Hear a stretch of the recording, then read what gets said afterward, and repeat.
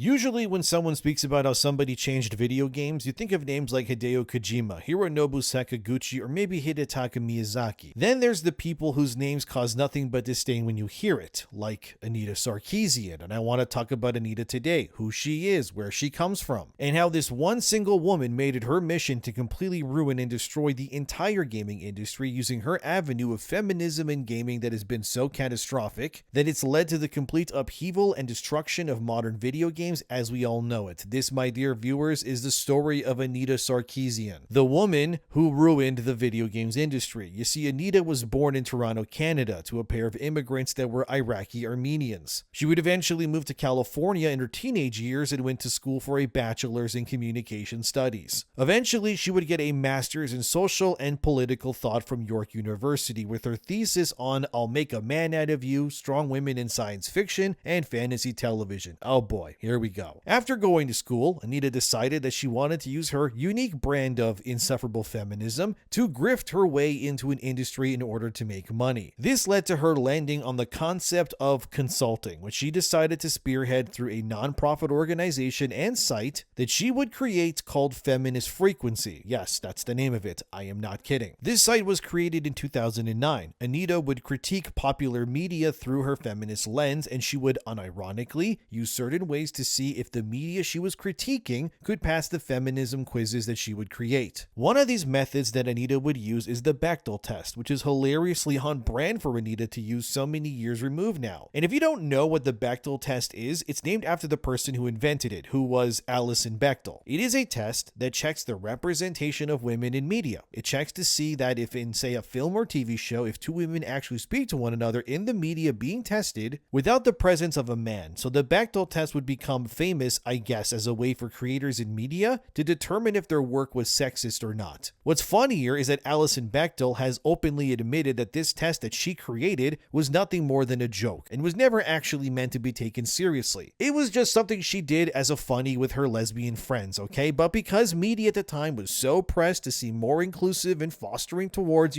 female representation in media, the Bechdel test was taken seriously despite, again, the creator telling everybody, no guys, it's actually a joke. But anyways, Anita Sarkeesian was one of these people who still believed the Bechdel test was the gold standard, and it's hilariously on brand that this test was actually a joke all along. Because all you're gonna see from the rise of feminism in video games under Anita here, it rose like Icarus to the sun and then it burned almost immediately. So anyways, back to the lore, she took her Feminist Frequency show idea and then expanded it. Eventually in 2011, creating a video series called Tropes vs. Women. As you would expect, the show was just another grifting attempt to understand how women were treated in various forms of media. Eventually, Anita would take her feminism critiques and expand it by getting gigs to speak at universities to students who were getting degrees in women's studies. She would use this opportunity to talk about how women were treated in pop culture to then further her agenda. After all of this, eventually, Anita would get her way into video games, where she would irredeemably ruin the entire fabric of games going forward for everyone. And the developer that allowed Anita to speak on female representation to get her way into the industry was none other than Bungie. Yeah, the Halo, Destiny, and Marathon people, yes, they were Anita's in this entire time, the ground zero, if you will. Inspired by her ability to speak to Bungie's employees, this would allow Anita to start her true grift into the world of video games proper, and where this house of cards that was once a male hobby would be irredeemably changed for the worse to such a degree that we are still fighting the damage that Anita and her ilk created all that time ago. This would eventually lead to Anita, now supercharged by her platform that was given to her by Bungie, to start a new chapter. She realized just how lucrative and untapped the potential was in modern video game development, because no one like her really existed in this space yet. Everywhere she looked, she would see things that she thought needed change, right? Men were on the cover art, men in studios making video games for a male demographic, women usually in support roles, overwhelmingly so that the majority of the now bustling billion-dollar empires that were being built about men, by men, for men. But that was not good enough for Anita Sarkeesian. Oh no.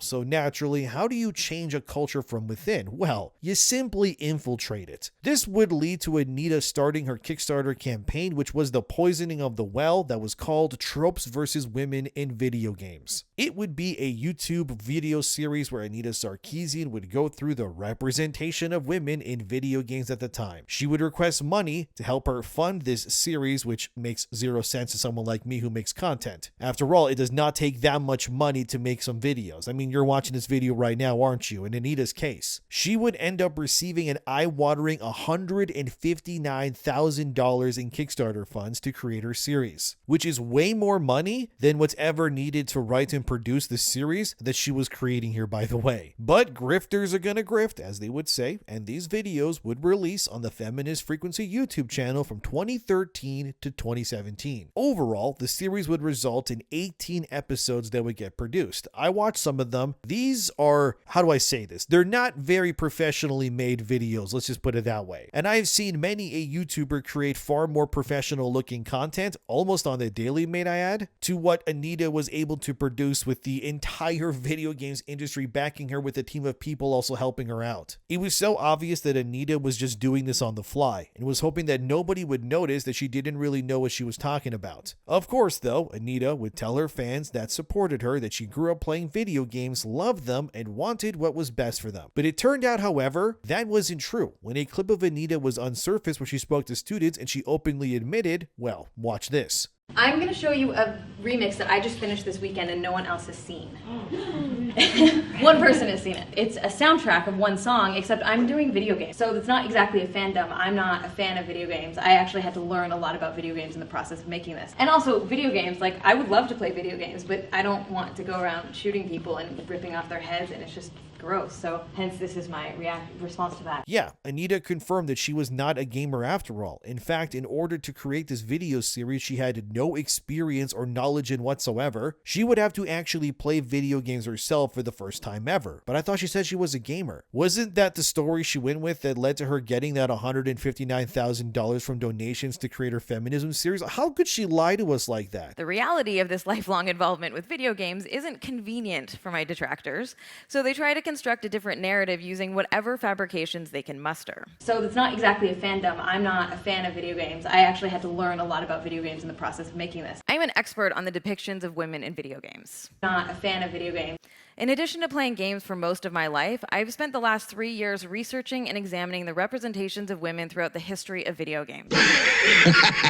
But again, this was who became the face of modern feminism and the spear point that would pierce the flesh of modern Western game development. In a way, Anita was about to become a modern Prometheus, but instead of giving humanity the ability to wield fire, she would replace that with feminism and ushering in an era of complete lunacy. You see, Anita would also, as seen here in this Kotaku article titled How She Wants to Change Video Games, that Anita would admit that she was never a gamer in the first place. Despite the protection that she was given by the games industry, Anita would tell Kotaku in the interview the games that she played were casual. Stuff like Angry Birds, Mario Kart Wii. However, it was this part in this interview where Anita was about 3 years into changing the video games industry for the worse, where she would admit this as seen here. If you asked me at the time, I would probably have said I wasn't a gamer, Anita said.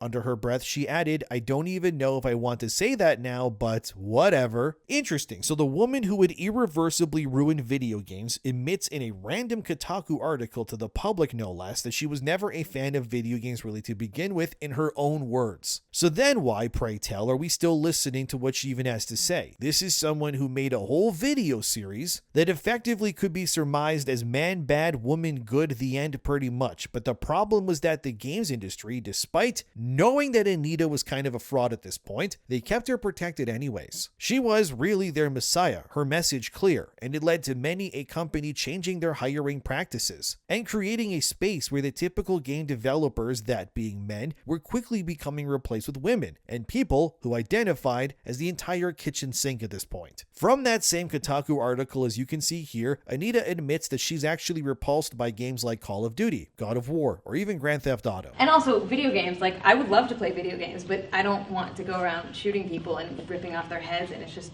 gross. So as a leading expert in this field, I'm regularly sought after for media commentary on gaming topics and hired by developers and publishers to consult on upcoming titles.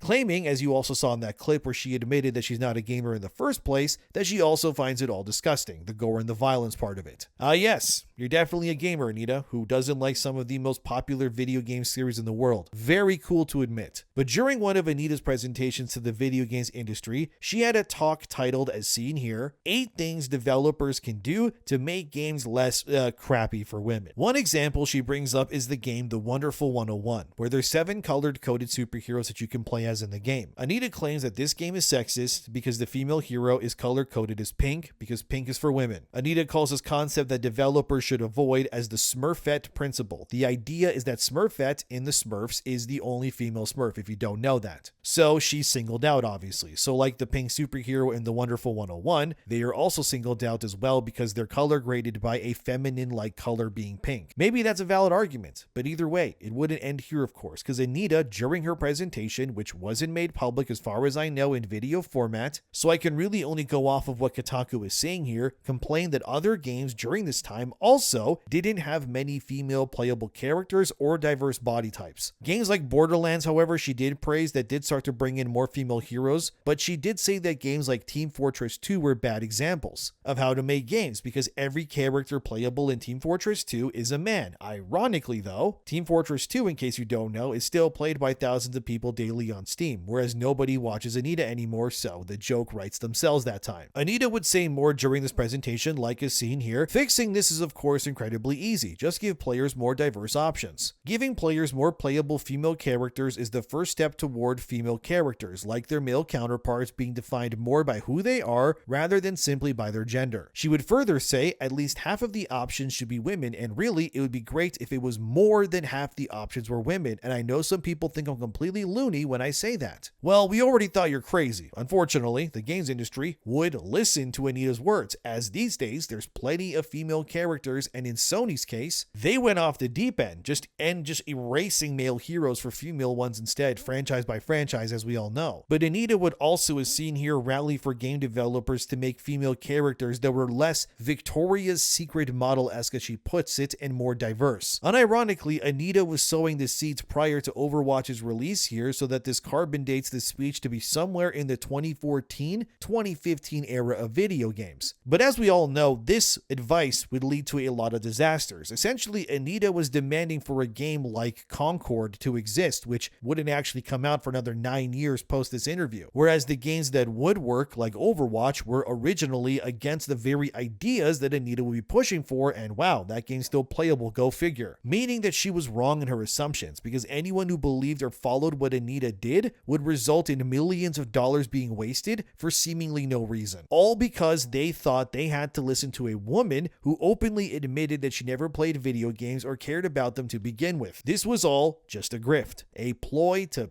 pierce something that she knew that she could make money off of if she tried. Anita would also bring up a scene here that female characters needed outfits that would not emphasize their bodies, saying their chests would jiggle where they would move when men's parts wouldn't. Hilariously, as we now know in the future, Anita's claims would obviously fail because games like Overwatch, which she was openly criticizing here years ago, would end up embracing their more ideal female body types with plenty of swimsuit-like outfits. And every new hero added to Overwatch in the last year or so has been nothing but idealized, oftentimes South Asian women. For example, Overwatch just added Demon to the game, another female character who is neither ugly nor fat, go figure, and games like Marvel Rivals have popularized the idea of giving ideal outfits for both their male and the female heroes. I mean, Rivals is littered in scandalous outfits for everybody. You can put Punisher in a Speedo just as much as Black Widow in a skin-tight bathing suit. Even games like Fortnite, of all things, recently have also added skins like Poison Ivy, Harley Quinn, and even Batman in bathing suits, revealing their bodies even more. I like to think that the rise of the culture war, which did stem from Gamergate, and the direct refusal of Anita Sarkeesian's teachings have actually led us to where we are today, for better and worse. You would not be having the Western games industry to some capacity self-correcting itself if the people who pushed back against Anita and her kind did the way that they did. The truth was that what Anita was advocating for would not work in the long term. Every decision she made for the games industry has led to a net negative reaction. Games like Concord existing, Dustborn, or even Spider-Man 2 with its humiliation of Peter Parker are all games that were designed to appease to someone like Anita in mind, uplift the female heroes, bring in diverse body types and people, and sideline the white male heroes with more diversity, and if the character is white, in Spider-Man's case case that is. You have to publicly humiliate him at every given moment imaginable because the wrong people liked your previous game too much, and that's a problem. Yes, I know Anita didn't work on Spider-Man 2, but she has unfortunately worked on plenty of games and ruined them already. Bungie, for example, which was her first exposure to the industry, has gone on to become a shell of themselves, and that's putting it lightly. All of their idealized character models were gone. They ruined their characters and appeased simply to make people like Anita happy. Does anyone even remember the character called Nimbus in the Lightfall expansion for Destiny 2? Nimbus, in case you don't know, was a gender-fluid warrior riding like a surfboard that had a horrific design that Destiny fans just rejected outright. So much so that after the Lightfall campaign came out, Nimbus was pretty much forgotten about by Bungie. That character hasn't shown up since as far as I know. I mean, I beat the Final Shape expansion, and I don't recall Nimbus even showing up to help the Guardians, so Bungie knew that Anita's influence, even on their games, was becoming a net negative. And looking at the absolute state of Destiny, Marathon, and Bungie, if anything, Anita's teachings rose through that studio like it was a terminal cancer eating away anything that was good. Now Bungie's currently on life support. Their games are pretty much dead, or soon to be in Marathon's case, and they have no one to blame but themselves, and I guess Anita Sarkeesian. There was also another PlayStation game developer that really advocated and took Anita's teachings to heart, that being Neil Druckmann, the guy who wrote The Last of Us and Part 2. So much so that Neil Druckmann publicly admitted on stage while presenting an award to Anita Sarkeesian that her work influenced how he changed The Last of Us and the future games in Naughty Dog's design philosophy. Don't believe me? Okay, watch this.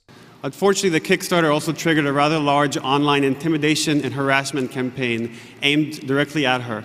Her social media outlets were attacked with varying degrees of hateful and misogynistic comments, imagery, and even threats. Instead of ignoring the attacks, she documented and made them public, exposing the kind of vile internet behavior that is often directed at women and all too often dismissed. The attacks brought further attention to the Kickstarter, and backers came to its support in droves. By the end of its run, the Kickstarter netted roughly $159,000 from 7,000 backers. Anita has since become a spokesperson for the dangers of online harassment and gave a TED Talk that has close to 500,000 views. Her story has been covered in publications like the New York Times and The Guardian. After months of research and work, the first video of Tropes vs. Women was released on March 7, 2013. It has garnered over 1.8 million views. Game reviews and editorials constantly reference her work when discussing the treatment of women in games. Many developers now have a greater understanding of character tropes and the shortcomings they can lead to. I know for me, Anita's work was highly influential in my approach to writing for The Last of Us, greatly improving its story. With the amount of harassment she still receives on a daily basis, including some today, I've often wondered, why keep doing this? And having discussed games with her on several occasions now, the answer became abundantly clear. She loves video games. So it's not exactly a fandom. I'm not a fan of video games. I actually had to learn a lot about video games in the process of making this. She's so passionate about them that she feels they're worth fighting for. It is my honor to present the Game Developers Ambassador Award to Anita Sarkeesian. It's become very clear that Anita influenced Neil so much that he literally just gave her an award, since The Last of Us Part 2 would also eventually embrace all the qualities and teachings that Anita would endorse for modern video game writing. And as we all know, Part 2, compared to Part 1, sold far less as well. Because the reality is what Anita Sarkeesian believed is not economically viable. Instead, all it has done is change the games industry into something it was never meant to become. And because of that, thousands of jobs have been lost, billions have been spent trying to enforce these ideas, only for most modern game developers to then realize that the old ways, ironically, have always been the best. To make video games either way, to create games that are free of political agenda has and always will be the greatest way to create art. It doesn't mean that politics can't exist within modern media, no, but the clear distinction here is that if you incorporate politics into your games, it's very important to ensure that those political structures are only things that exist within the confines of that world. A good example is The Witcher's world. You know, the Nilfgaardian Empire, they're oppressive, but Nilfgaard is not real. It's not a place that exists in our material world. The same way the Shinra Power Electric Company in Final Fantasy VII is a world-sucking business empire that destroys the planet, obviously, in which Final Fantasy VII takes place in. But it is not an allegory for, say, any one company. It is instead a unique entity within its own world, which is the point. The problem with today's media that they continue to forget is that people want escapism. They want to play something that doesn't remind them of how stupid the real world is. Anita's goal, however, with her teachings and talks was in direct opposition of that. She instead wants everyone to be constantly reminded of of every little thing all the time, to never be able to escape or enjoy something where they can, in a sense, differ it from the real world. Every fantasy world, no matter how removed, must be a representation of something happening in our world. Every bad guy must be an amalgamation of something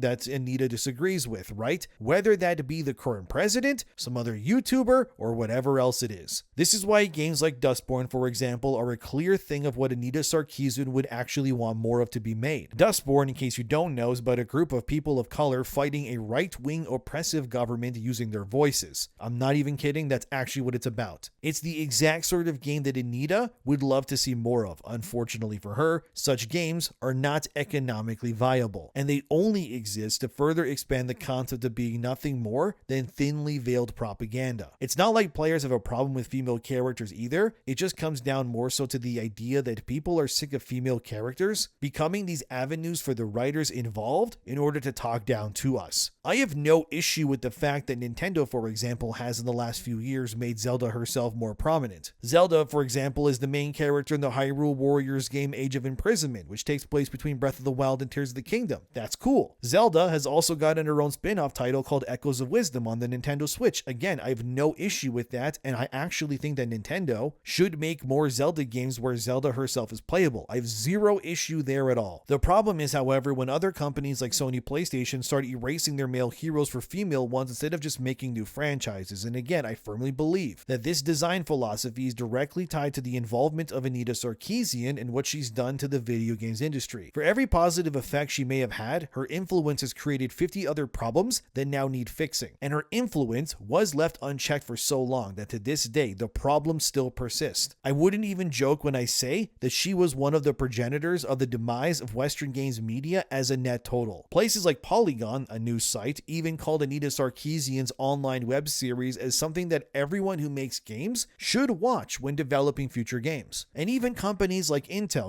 computers, would even sponsor Feminist Frequency during this time period as well, in order to help the games industry in recruiting more women and minorities into careers within video games to change how games are being created in a Western sense. Anita, at this point in time, around 2015-2016, was at her peak. She was riding her success and raking in the cash from everywhere by becoming the de facto voice that modern Western game development was listening to when it came to how they should be making their games. In 2016, Anita would eventually, through Feminist Frequency, launch another crowdfunding campaign for an animated series called Ordinary Women Daring to Defy History. It was also funded successfully as well, and that series came out in 2017. And also in 2016, Feminist Frequency would also partner with Crash Override Network to create a support group for people who were victims of online game harassment due to Gamergate. Remember the bully hunters and all of that stuff? Yeah, unironically that sort of thing, which also, yes, that is real, and this movement included people like Zoe Quinn. Yes, that Zoe Quinn. However, this gravy train would eventually come to an end. In 2023, Anita Sarkeesian would formally announce that Feminist Frequency as a brand would come to a close. The reason being exhaustion and burnout from her and those that were involved with it. If I have to guess, it wasn't actually burnout, it was probably just a convenient scapegoat to end the non-profit organization, which ironically swindled the games industry out of a lot of money actually once views began to dip and interest waned. If you actually go to the Feminist Frequency YouTube channel right now, the views are in the dumps. Barely anyone shows up for any of the new videos. And Anita might claim it's because they wind it down, but it was obvious that this decrease in viewership was happening long before Operation ceased. The reality was, come 2023 onward, the rise of modernity in video games and the grifting of swindling game studios out of money to consult on games began to run dry. Because people finally, to some capacity, started to realize that Anita's involvement led to nothing but the absolute annihilation of entire franchises and their profit margins. I'm not here to say she wasn't harassed by people, she was, but the point still stands that what Anita did to the games industry was nothing short of a thermonuclear bomb washing away decades of goodwill and progress in the name of feminist revisionism. Her effects are also still felt today as companies like even Double Fine, which is led by Tim Schafer, still believes as seen here that inclusivity makes for better games. Ironically, Tim Schafer's studio Double Fine has also had layoffs recently because nobody actually buys those games. It also doesn't surprise me that Tim Schafer would be an advocate for inclusivity since Double Fine's previous game Psychonauts 2, if you don't know, was consulted on by none other than, Anita Sarkeesian herself. As seen here, Double Fine confirmed they lost over 20 of their staff, but I thought inclusivity leads to better sales.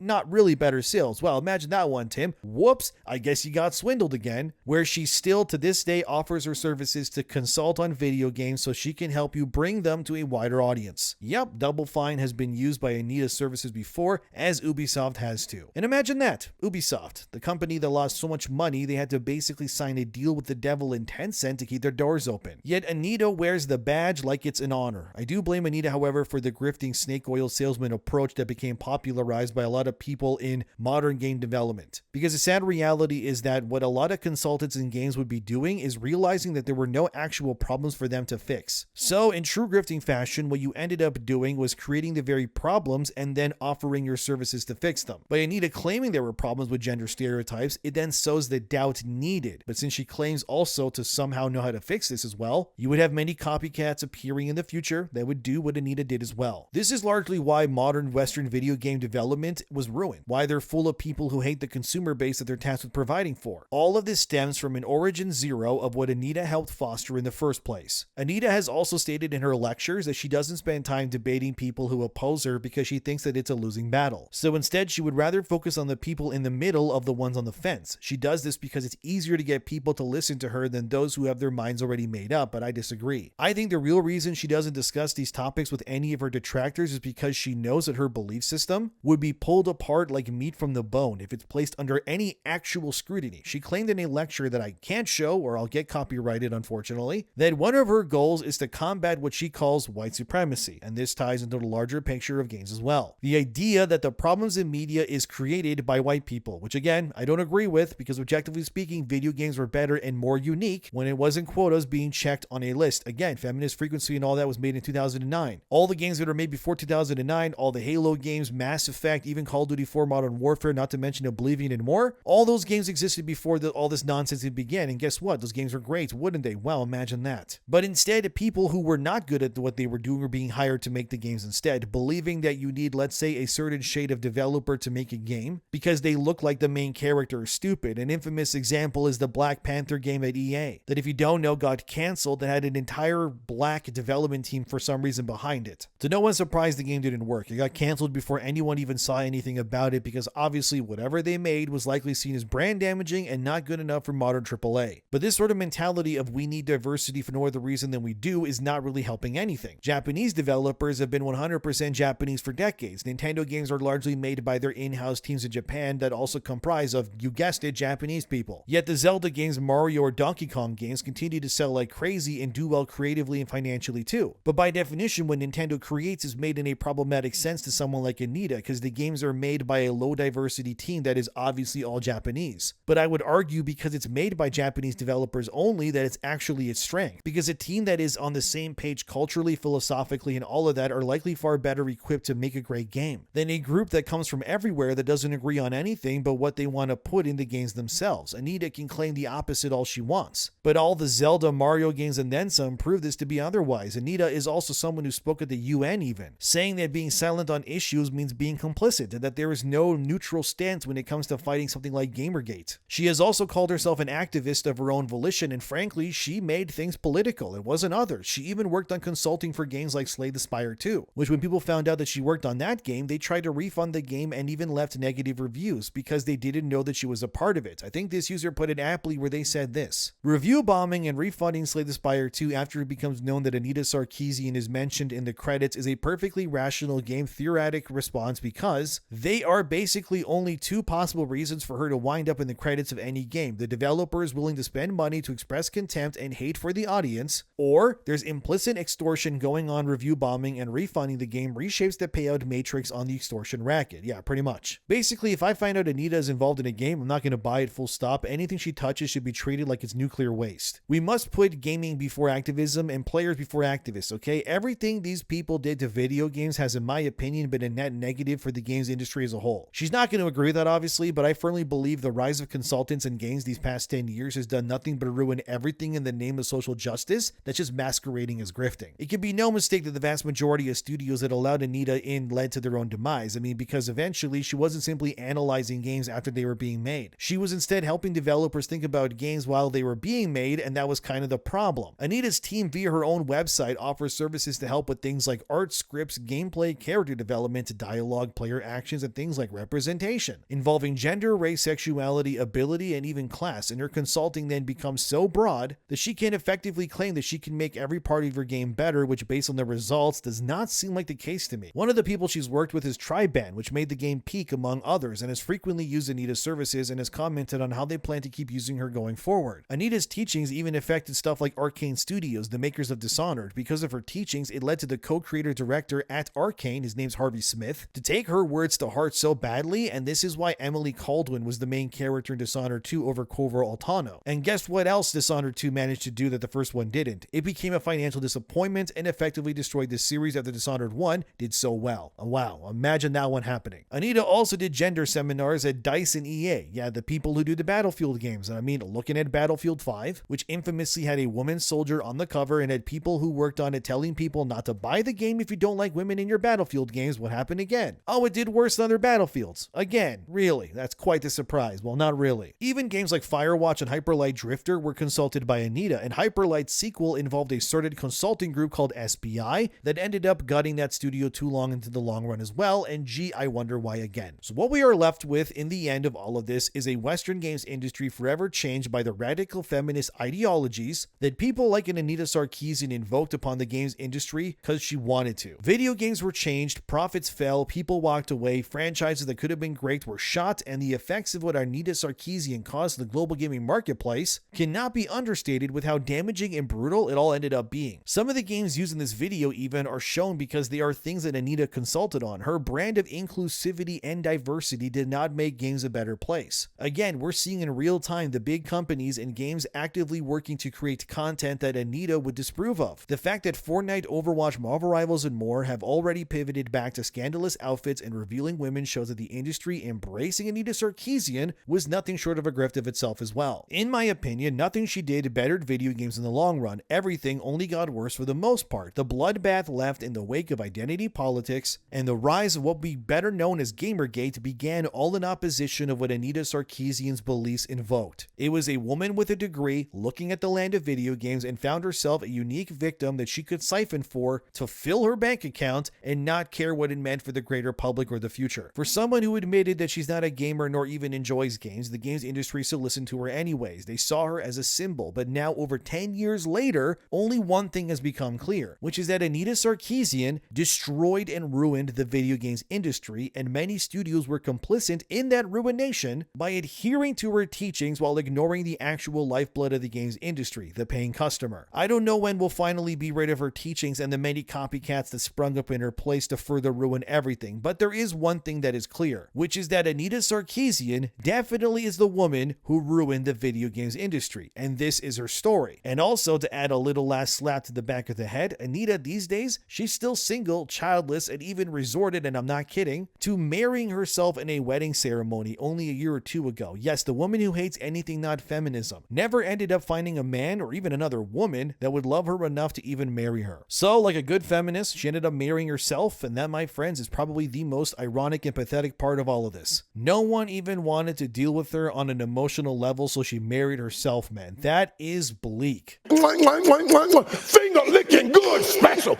That's what I'm talking about. But all this tells me is, man, I got to invest in some stocks with cat food because I can make a fortune off people like Anita in the coming years. But what do you think about all of this? Let me know. I know a different video. Should I do more of this and cover other people in games? Let me know, I guess. But thanks for being here. Subscribe if you'd like to and take care of yourselves. Now go play some video games because Anita sure won't, because she likely never did in the first place anyways. Didn't you, Anita?